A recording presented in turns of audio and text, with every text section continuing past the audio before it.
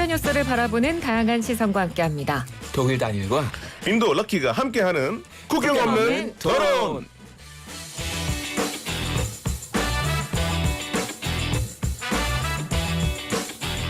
네, 수요일의 코너 국경 없는 토론입니다. 다니엘, 럭키 두 분 나오셨어요. 어서 오세요. 안녕하세요. 나마스테. 구텐 머겐. 럭키 씨 감기 걸리셨어요? 저요? 네. 어제 에어컨 너무 세게 틀고 자니까 너무 덥더라고요, 날씨가. 어제는 그래도 좀 저녁에 선선했던 것 같은데. 아니 모르겠어요. 저는 밖에서 일을 너무 많이 하다 보니까 집에 가면 막 답답하고 덥고 막 에어컨 키지 않으면 잠이 안 와요. 인도 사람이라서 그런지 한국 날씨가 훨씬 더 춥게 느껴지는 거예요. 네, 그러니까. 저는 인도 사람이지만은 여름을 피해서 한국에 와 살고 있어요, 진짜. 인도가 더 덥긴 하지만은 요즘 한국도 인도랑 비슷해요. 아, 그런가요? 네. 올여름 또 굉장히 더울 것 같다는 얘기가 많이 나오고 있기는 해요. 그리고 또 오늘이 벌써 7월 1일. 와, 이잖아요. 진짜 네. 퍼스트 오브 줄라이네요, 진짜. 7월의 첫날입니다. 뭐 2020년가 벌써 딱 저희가 반절 네, 반 찍었죠. 지났어요. 2020년에는 코로나밖에 생각이 안 나요. 그러니까요. 그러니까 제가 그만 말하고 싶은데 정말 이렇게 2020년이 절반이나 지났는데도 계속 이렇게까지 코로나 얘기를 할 줄은 제발 아무도 이 얘기를 우리가 생각 못했을 끝났으면 진짜 겁니다. 지났다. 진짜 옛날에 코로나가 있었다라는 얘기 하고 싶은데 그러니까요. 진짜 독한 놈이네. 네, 여전히 현재 진행형이라는 게 참 안타까운데 일단 독일하고 인도는 지금 상황이 좀 어때요? 점점 좋아지고는 있는 것 같아요. 그러니까 네. 저희가 지금 확진자가 오늘 아침에 확인하니까 한 19만 6천 명 가까이 되고 그리고 이제 사망자는 한 9천 명 조금 넘는데 네. 그래도 이제 어떤 붕세들이 점점 다 풀리기 시작하고 이제 그쵸 그냥 점점 좀 좋아지는 추세라서 네. 사람들이 조금 한숨 돌리고 있지만 당연히 이제 아직 완전히 안심할 때가 아니죠. 네네. 인도는 진짜 시작합니다. 지금 오늘 그런가요? 아침에 확인하니까 예. 58만 명 이제 넘었고 네네. 그리고 사망자는 17,410명. 그 사망률이 적긴 하지만은 네. 제가 걱정해야 하는 게 인도가 지난 3개월 동안 봉쇄 상태였을 때 네. 확진자가 그렇게 올라가지 않았는데 이제 풀리고 나니까 검사를 많이 해서 그런 건지 갑자기 확진자 수치가 어마어마하게 올라와서 지금 하루에 거의 평균 15,000에서 2만 명이 올라오니까 네. 지금이 이제 봉쇄 상태도 아니고 이제 사람들이 다 조금씩 이거 풀리고 활동하기 시작했는데 확진자가 이렇게 늘어가니까 이제 앞으로는 어떻게 될지 되게 고민이 많고 사실 어제도 우리 모디 총리가 TV 나와서 네. 지금 격리가 이렇게 풀려도 네. 알아서 사회고리 하시고 긴장을 풀지 맙시다. 네. 아직까지 우리가 이거를 이겨내지 않았으니까 조금 더 힘을 내자고 막 하더라고요. 그러니까 사실 오늘부터 이제 유럽도 해외 관광객들 받기 시작했거든요. 네, 그래서 네. 이제 입국이 허용이 되고 아무래도 초반에 한창 코로나 사태가 심각했을 때 봉쇄 조치가 내려졌던 나라들이 이제 조금씩 국경을 이제 해제하고 봉쇄를 풀기 시작하면서 생활 속에서 이제 방역을 잘 지키자는 쪽으로 다들 바꾸고 있잖아요. 맞아요. 그런데 이러다 보니까 또다시 이제 제2차 감염이나 아니면 또다시 확산이 되는 거 아니냐 이런 우려들도 동시에 나오고 있습니다. 워낙 경제적인 피해가 많으니까 그러니까요. 처음부터 스톱하면은 당연히 네. 좋지만은 또 하나의 피해가 생기기 때문에 이 조율을 어떻게 해야 될지는 고민이 있죠. 모든 나라에. 그러니까요. 계속 봉쇄만이 답은 또 아니고 어쨌든 네, 사람들은 삶을 살아가야 되고 경제도 돌아가야 되니까 지금 이런 건데 계속해서 이렇게 확진자가 나올 수밖에 없는 이유가 아무래도 이 거리두기를 잘 지키지 않는다거나 맞아요. 아니면 뭐 성급하게 너무 봉쇄를 금방 풀었다거나 그리고 일상생활 속에서 사람들이 생활 수칙을 잘 지키지 않는 부분, 그러니까 특히 뭐 네네. 마스크 쓰기 같은 거 그런 걸 잘 지키지 않는다는 게 언급이 되는데 사실 뭐 한국은 지금 마스크가 그냥 생활 필수품이 됐어요. 그러니까 외출할 때 우리가 휴대폰 챙기는 것만큼이나 마스크를 네. 정말 이제 습관적으로 챙기잖아요. 얼마 전에 했던 광고를 봤는데 마스크 is your friend, 마스크는 너의 친구다라는 거 틀어놓고서는 진짜 그런 게 진짜 그런 인식을 시켜야 돼요. 교육 필요하고. 그러니까요. 근데 저희가 앞서 이 브리핑 시간에도 좀 언급을 해드렸는데 아직까지도 그 서양에서는 좀 마스크 착용률이 떨어지고 네. 그리고 마스크를 쓰는 게 뭔가 이미지상 뭔가 내가 건강하지 못하다는 인식을 남에게 주는 것 같고 뭔가 좀 부정적인 인식을 갖고 있다고 들었거든요. 진짜로 서양 쪽에서는 좀 그런 분위기가 있는 건가요? 그렇죠. 그러니까 사실 그런 인식이 바뀔 때까지는 네. 시간이 많이 필요한 것 같아요. 제가 볼 때는. 그러니까 유럽 사람들이 일단 거기 익숙하진 않고 뭐 미국도 마찬가지고요. 네. 그러니까 저도 한국 처음 왔을 때 너무 놀랬던 건 사람들이 감기 걸렸을 때 다른 사람들한테 전염하지 않으려고 마스크를 쓴다는 거는 저는 그거 맨 처음 기가 막혔다고 생각했어요. 왜요? 유럽에서 그런 문화가 없으니까. 그러니까 우리가 당연히 이제 뭐 기침하거나 지치할 땐 당연히 입으로 가리고 네. 하품할 때도 무조건 입으로 가려야 된다는 그런 인식이 있어서 그렇죠. 그거는 이제 약간 그런 예방 차원에서 필요하지만 마스크 쓰는 거는 정말 의료진들만 쓴다는 그런 개념이 있어서 좀 약간 그러니까 익숙하지 않은 거죠. 그러니까 프랑스 같은 경우는 옛날에 한번 언급했지만 아예 불법이기도 하고 공공 네. 장소에서 네네. 그거 쓴다는 건 이제 범죄 위험 때문에. 근데 약간 그런 것 같아요. 그러니까 동양 사람들이 계속 젓가락으로 밥을 먹다가 갑자기 우리 와서 이거 젓가락이 건강에 안 좋으니까 이제 그 포크를 쓰세요라고 하는 거랑 좀 비슷한 것 같아요. 일단 지금 그 정도로. 네, 그러니까 아니 여태까지 이렇게 해왔는데 굳이 그럴 필요가 있나?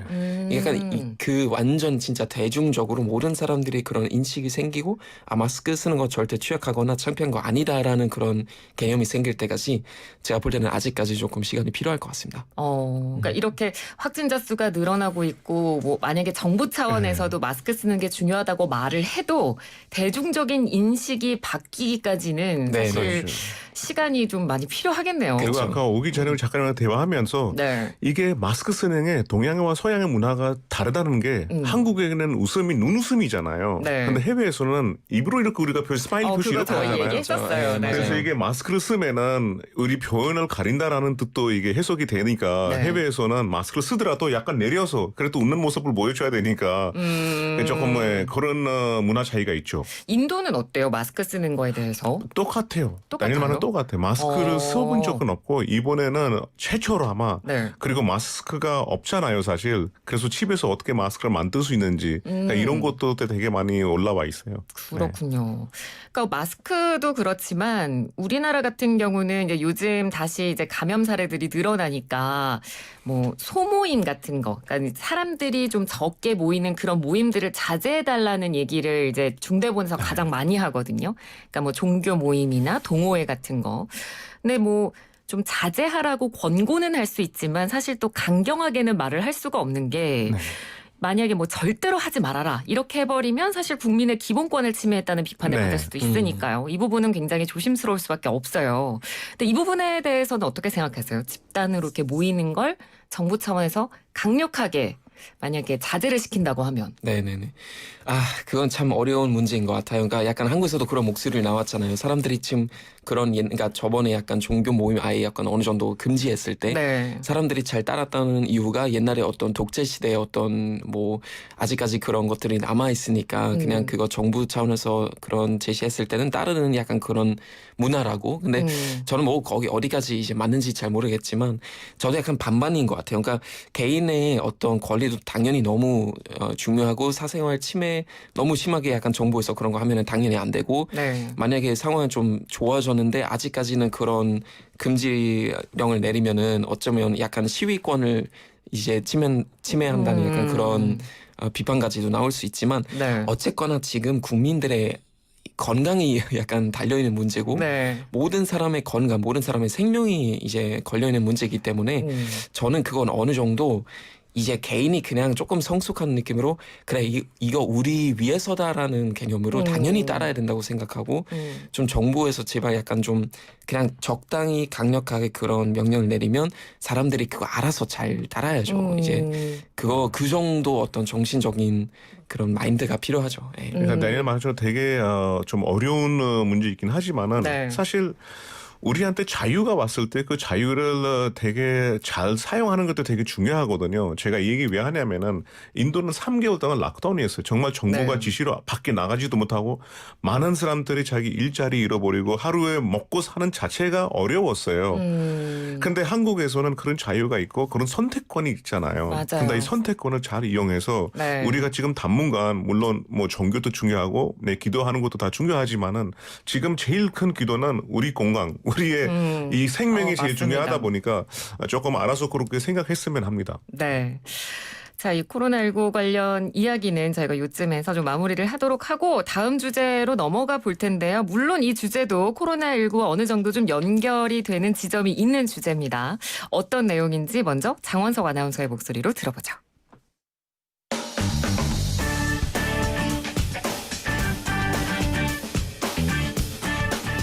안녕하세요. 아나운서 장원석입니다. 코로나19 대유행 사태가 길어지자 우리는 그동안 우리가 해왔던 일들을 되돌아봅니다. 무분별한 발전만 줬다 보니 생태계가 파괴되고 기후변화가 발생했습니다. 그리고 이 같은 기후변화로 인수공통 전염병을 옮길 수 있는 야생동물이 살 공간이 줄어들자 인간과 접촉이 늘어나 코로나19와 같은 전염병이 더 잘 퍼지도록 만들었다는 학계의 비판도 있습니다. 이런 악순환이 인간 사회의 지속 가능성을 약화시킬지 모른다는 우려가 그 어느 때보다 높아진 상황입니다. 따라서 기후변화에 따른 위기를 제대로 알고 세계 시민으로서 이 위기에 대응하는 방법을 배우는 기후변화 교육이 중요해졌습니다. 대한민국의 경우 서울시 교육청이 최근 생태전환교육 중장기 발전 계획을 발표했습니다. 생태전환교육의 골자는 학생들이 기후변화에 따른 위기 상황을 인식하고 해결 방법을 찾아 실천하는 시민으로 성장할 수 있도록 제대로 된 환경교육을 마련하겠다는 겁니다. 특히 서울시 교육청은 육식 위주로 돼 있는 학교 급식 식단에 채식 선택권을 도입하고 정부의 환경 전담 교사를 늘리는 방안을 건의하겠다고 밝혔습니다. 기후변화가 위기 수준이라는 말 한 번쯤 들어보셨죠? 하지만 이런 위기 상황에 우리는 과연 어떤 노력을 기울였을까요? 있을 때 제대로 지키지 못하고 잃은 뒤에 후회하는 행동을 반복하지는 않았을까요? 하지만 위기는 종종 기회가 되기도 합니다. 기후변화 교육의 필요성, 오늘 국경 없는 토론에서 이야기 나눠봅니다. 네, 오늘 국경 없는 토론 주제 장원석 아나운서 목소리로 들어봤고요. 오늘의 주제는 이 학교 교육 현장에서의 기후변화, 환경교육의 필요성입니다. 현장에 계시는 뭐 선생님이나 아니면 학부모님들 의견을 주셔도 좋을 것 같고요. 뭐 학교에서 지금 뭐 환경 관련 교육을 담당하고 계시는 분들은 지금 한국의 상황이 어떤지를 좀 알려주셔도 저희가 방송하는 데 좀 도움이 될 것 같습니다. 참여 방법은요. 휴대전화 문자메시지 샵 0945번, 짧은 문자 50원, 긴 문자 100원의 유료 문자로 보내주실 수 있고요. 지금 유튜브 보이는 라디오로도 저희 세계를 만나는 시간 나우 생방송으로 함께 보실 수 있습니다. 그 YTN 라디오 애플리케이션 실시간 채팅창을 통해서도 의견 남겨주실 수 있습니다. 저희 오늘 이 주제를 정하면서 제가 그랬거든요. 다니엘 씨가 좋아할 것 같은 주제. 저는 오늘 그냥 듣기만 할 거예요. 그냥. 왜냐면 평소에 환경 문제에 좀 관심이 많으시잖아요. 네, 그렇죠. 네. 좀 옛날부터 조금 있긴 있었는데 최근 몇 년 동안 좀 더 많아진 것 같아요. 그래서 개인적으로 되게 반가운 주제죠. 네, 네. 그러니까 저도 이 세계를 만나는 시간 나우 프로그램을 하면서 본격적으로 좀 더 환경 문제에 좀 관심을 많이 가지게 되는 것 같아요. 네, 그래서 저는 이 주제 나왔을 때 딱 이 노래가 생각나더라고요. 있을 때 잘해, 있을 때 잘해. 그러니까 우리가 환경을 질이다. 질이네요. 왜? 맞아요. 알만한 말이에요. 예. 네. 맞습니다. 그러니까 뭐 코로나 사태를 또 한번 겪으면서 전 세계적으로 기후 변화에 대한 이야기가 좀 더 많이 나오고 있어요. 아까 뭐 주제에서도 나왔지만 이 인수 감염병이라는 것도 사실 기후 변화 위기로 인해서 발생하는 이런 전염병이기 때문에 자, 그렇다면 왜 이 시점에서 우리가 기후 위기에 대한 교육을 해야 되고 배워야 되는가라고 질문을 한다면 두 분은 어떻게 답변을 하시겠어요? 제일 쉽게 말하는 답변은 아마 그건 것 같아요. 우리가 살아남기 위해서 그러니까 인류가 살아남기 위해서 일단 환경 교육을 무조건 시켜야 돼요. 네. 그러니까 결국은 우리가 환경과 그냥 따로 사는 게 아니라 이제 같이 더불어 사는 그런 상태이고 결국 이 지구가 우리 집이기도 하고 환경 오염 이제 계속 지속화되면 결국 우리가 스스로 우리 무덤을 파는 거거든요. 네, 네. 맞습니다. 네. 앞에 그리고 있으면요? 사실 이 교육이 하는 게는 이게 여러 면에서 사실 이 지구가 사실 우리가 이 지구가 끝나면 어디 갈 데가 없어요. 뭐 좀 앨런 머스크는 많이 개발하고 있지만은 네. 우리가 뭐 다른 데 가서 살 수 있을지 모르겠지만은 지금 이 세대가 앞으로 이 지구를 살아남기 위해서 어떻게 애답테이션을 해야 될지 이게 훈련은 중요해요. 제가 이 얘기 왜 하냐면은 인도 13억 인구의 65% 인구가 글로벌 워밍이가 뭔지도 몰라요, 사실. 그러니까 그렇게 큰 인구가 이거를 모르면은 이 교육을 안 받으면은 정말 뭐 플라스틱이라든지 뭐 환경에 대한 이런 교육을 안 받은 사람들이니까 얼마나 그게 심각해요. 그래서 네. 이 교육을 받아야 우리가 어떻게 해야 될지 어린 나이부터 이 적응성이 우리가 뭘 아껴서 해야 될지 뭘 어떻게 풀어야 될지 이게 되게 상당히 중요하다고 생각합니다. 네, 맞습니다. 그래서 저희가 항상 이 시간을 통해서도 환경뿐만 아니라 사람들의 인식을 가장 잘 바꿀 수 있는 유일한 수단은 교육이라는 말을 참 저희가 강조를 많이를 해드렸었어요. 그 저도 어릴 때 보면 환경 교육이 중요하다. 뭐 우리가 환경 보호를 해야 돼. 이런 말들은 정말 많이 듣고 자랐고. 사실 네네. 저희도 어렸을 때 이 교육이 없으니까 그냥 지구는 아름답다. 지구로 생각했을 때 뭐 그림 그리라. 그럼 우리가 뭐 초록초록 나무 맞아요. 그리거나 이렇게 했지만은 네. 정식적인 교육을 안 받았잖아요. 그냥 평생 이 지구가 우리가 뭘 해도 이렇게 살아남을 거다라고 하는데 네. 지금 아니잖아요. 그거. 네. 그러니까 한국 같은 경우는 그런 건 많이 해요. 뭐 환경사랑 글쓰기 대회. 네. 저희도 환경사랑 많이 그림 했을 그리기 거예요. 대회. 네. 아. 이런 건 자주 합니다. 네. 초등학교 때 그래서 그런 거 나가서 상을 많이 타죠, 아이들이. 아주 그냥 초록 색깔 많이 네. 이용하면 제일 그렇죠. 많이 주는 거예요, 상은 네, 그거. 네, 맞습니다. 그러니까 그런 것들은 많이 있는데 저도 돌이켜 보니까 실제로 학교의 정규 교과 과정에 환경 교육 부분이 있느냐? 이거는 완전히 또 별개의 문제거든요. 네. 일단 독일이나 인도는 그런 부분에 있어서 교육을 어떻게 하는지 좀 궁금해요. 독일은 어떤가요? 그러니까 저희도 사실 어떤 뭐 환경 교육 딱 어떤 제목이 달려 있는 그런 과목 따로는 없었고 그러니까 요즘은 그래도 조금 바뀌긴 했어요. 그러니까 네. 지금 독일도 이제 교육 이제 거의 연방주마다 다 다르기 때문에 아예 그런 건 이제 조금 집중적으로 이제 정말 과목처럼 거의 시키는 그런 학교들도 있어요. 네. 근데 저희는 이제 따로 그런 건 안 받았지만 일단 가정교육으로부터 더 많이 시작했거든요. 그러니까 이를테면 분리수거라든지 이런 부분들은 진짜 할머니부터 유치원 때 이제 배우는 거고 아마 대한민국도 이제 요즘 마찬가지일 네. 테라고 생각하고요. 그다음에 이제 아직도 기억나는 게 물리학 시간에 우리가 대체에너지 관련해서 배웠었어요. 그래서 물리학 시간인데 이제 선생님이 영상 틀어줬는데 그때 대체에너지 관련된 그런 것들이 나와서 아직도 기억나요. 그거 아마 한 중1, 중2 때쯤에였을 것 같은데 그래서 뭐 이제 풍력, 뭐 태양력 이런 거 다 보여주고 사람들이 자전거 타다가 자전거를 들고 기차 타는 그런 모습들이 많이 그려졌어요. 그래서 네. 우리가 앞으로는 이제 환경을 보호해야 이제 되는 그런 추세이기 때문에 그냥 차를 이용하진 않고 기차를 더 많이 이용하고 자전거 들고 기차를 타는 약간 그런 풍경들이 계속 그려졌어요. 그래서 그거 되게 그 당시는 되게 약간 좀 획기적이었던 것 같아요.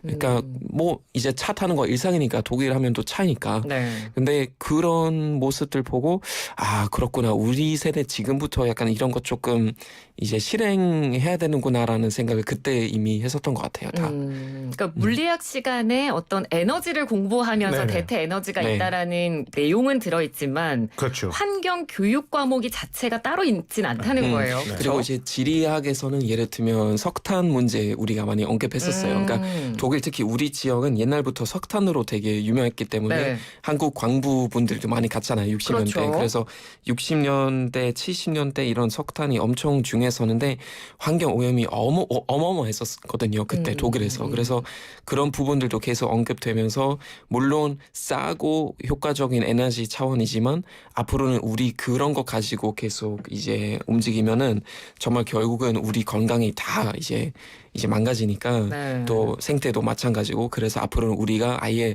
어떤 정신을 바꿔야 되고 메르켈 총리도 계속 그런 얘기했었어요. 우리가 사실 대체 에너지는 지금 완전히 대중화시키기는 아직 좀 이르고 너무 비싼 에너지이지만 점점 그 이제 비율이 늘어날 거고 지금 아마 이미 30% 가까이 되는 걸로 알고 있어요. 네. 인도도 마찬가지로 뭐 특별한 과목은 없어요. 사실 우리도 그 사회생활 교육 시간에 그냥 지구를 보호하기 위해서 뭘 해야 될지 이런 거 뭐 사실 그 지구를 인도 말로 더르티라고 하고 엄마를 네. 마라고 합니다. 그래서 우리는 항상 더르티마 이 지구가 우리한테 엄마이니까 약간 사회 시간에 뭐 나가서 뭐 나무를 심거나 아니면 뭐 길거리에서 쓰레기를 좀 정수하거나 이런 거 했지만은 정식적으로 그 글로벌 워밍에 대한 그런 교육을 받은 적은 없고 네. 지금도 제가 찾아보니까 학교에서 중학교나 고등학교에서는 글로벌 워밍에 대한 특별히 뭐 교육을 하는 데가 없더라고요. 그래서 네. 그렇군요. 한국도 마찬가지예요. 그런 정규 과목이 있는 건 아니고 저도 생각을 좀 떠올려 보면 그냥 일상생활 속에서 가르쳐 주는 정도? 그러니까 뭐 네네. 분리수거는 이렇게 해 정도지 뭐 지금 환경 상황이 얼마나 심각하고 우리가 이 분리수거를 왜 해야 되고 이런 네. 것들이 어떻게 활용이 이 되고 과학을 조금 더 자세히 설명이 돼야 되는데 이 그러니까요. 임팩트가 앞으로 다음 세대한테 어떻게 이루어질지는 그런 건 조금 더 나왔으면 좋을 텐데. 네, 그런 것들이 전혀 없다는 겁니다. 자, 그럼 다른 나라 사례도 좀 저희가 알아볼게요. 일단 이탈리아는요. 올해 9월부터 학교 교과 과정에 기후변화 교육을 의무화하기로 했다고. 아, 너무 좋네요. 네, 그러니까 주당 1시간, 1년에 33시간 정도. 근데 이 기후변화 관련 교육을 의무화시킨 게 전 세계 최초래요, 이탈리아가. 아, 이탈리아처럼 역시. 네, 이것도 굉장히 놀라운 일이기도 하지만 또 다른 방면에서 놀라운 건 전 세계 그 어느 나라도 기후 위기나 환경 관련된 교육을 의무화해서 교육시키는 게 단 한 곳도 없다는 거. 독일에서 아직까지는 안 했을까? 이런 거 독일이 원래 근데 실제로 저도 많이- 사실 네. 왠지 독일은 했을 것 같다는 생각을 했거든요. 그러니까요. 네. 그러니까 아까 말씀드린 것처럼 약간 가정교육에서 엄청 중요시하고 근데 약간 의무화는 아니었던 것 같아요. 아직까지도. 네. 그게 저도 사실 참 놀랍고 예, 이제 진짜 중요한 건 누가 먼저 하는 게 보다는 일단 시작을 했으니까 이제 그러니까요. 다 하는 게 제일 중요하죠. 아 이렇게 우리가 했었어야 했는데 아 아니 이게 1등이 중요하지가 않아. 일단 시작이 중요해요. 그러니까요. 네.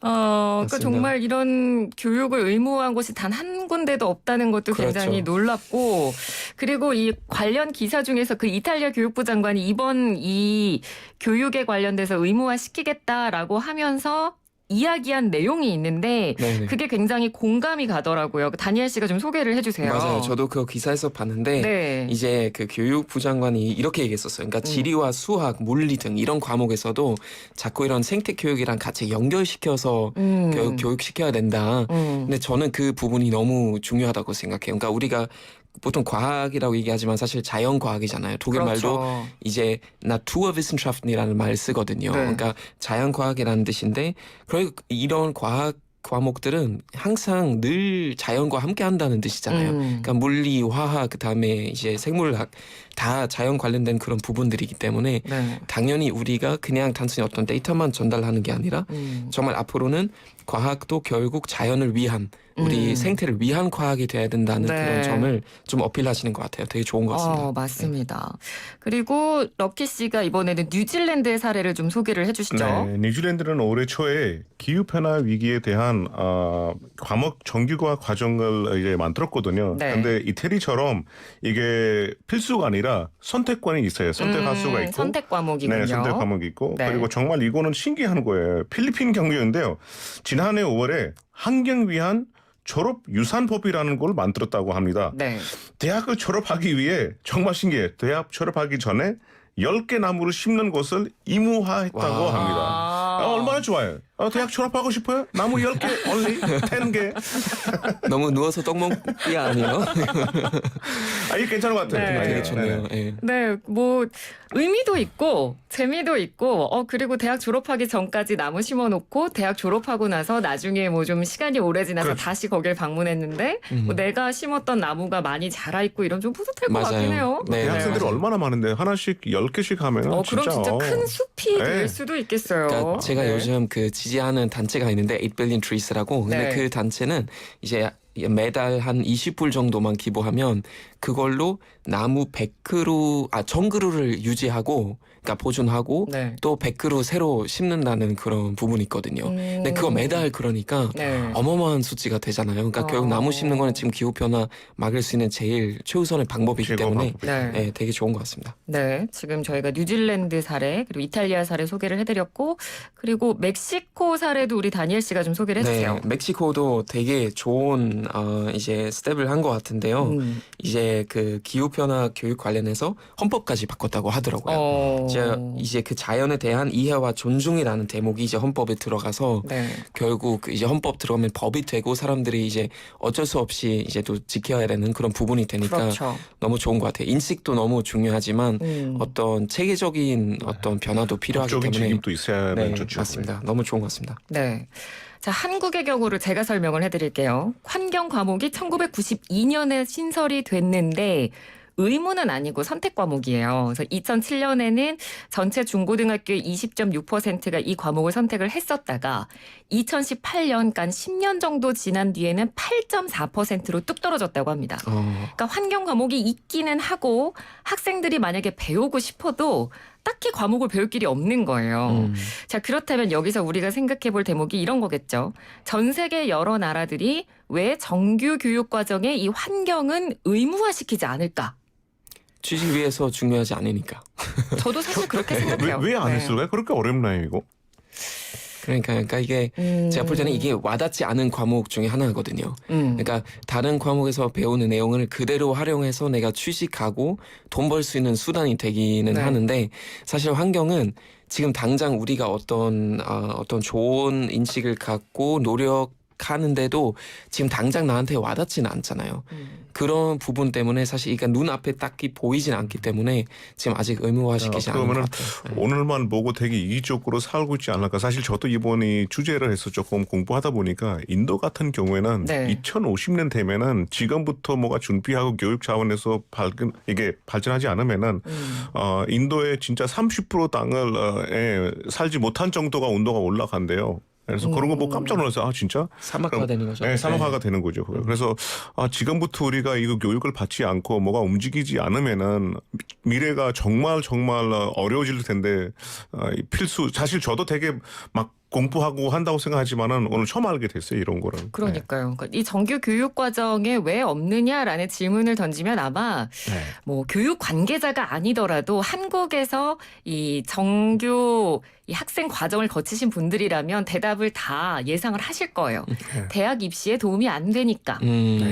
대학 수학 능력 시험에 들어가 있는 과목이 아니니까. 그렇죠. 근데 저도 지금 생각을 해보면 그때 정말 수능을 위해서 열심히 공부했던 모든 과목들을 과연 내가 지금 성인이 된 이 상황에서 그걸 학문을 쓰고 있나 일상생활에서? 네. 그래서 오히려 정말 반대로 환경 부분을 교육 과정에 넣었다면 그것만큼은 내가 지금까지도 일상생활 속에서 아 내가 정말 좋은 걸 배웠구나 하면서 쓸 수 있는 정말 교육적인 부분이 될 것 같은데. 그러니까 얼마 전에 같이 그 방송했던 김누리 교수님 항상 그런 네. 거 어필하셨어요. 그러니까 사실 성교육, 정치교육, 생태교육 그 세 가지는 사실 인간에 꼭 필요한 교육이거든요. 그러니까 성교육은 나와 나의 관계, 그 다음에 정치교육은 나와 남의 관계, 그리고 생태교육은 나와 자연의 관계. 사실 그 세 가지만 있으면 다 되는 거잖아요. 그러니까 네. 그런 부분이 꼭 필요한 것 같아요. 네. 그러니까 그 세 가지를 정말 정규 교육에서 안 하고 있네요. 네. 우리나라는 그렇죠. 네, 정치 그리고 성교육 마지막으로 환경 교육까지. 네네네.